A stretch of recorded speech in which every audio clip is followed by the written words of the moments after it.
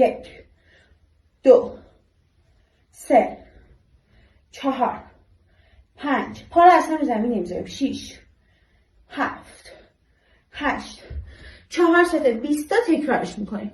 برای حرکت ششم رو زمین دراز میکشین، یه پا رو میزنیم روی اون یکی پا. این حرکت فوق العاده است.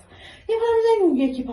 اول صاف میای بالا، 1 بعد دست مخالف آرنجشون میرسونی به زانو. 2 ببین به این شکل. 1 2 1 2. اون پا هم همینطوری صاف بغل صاف بغل.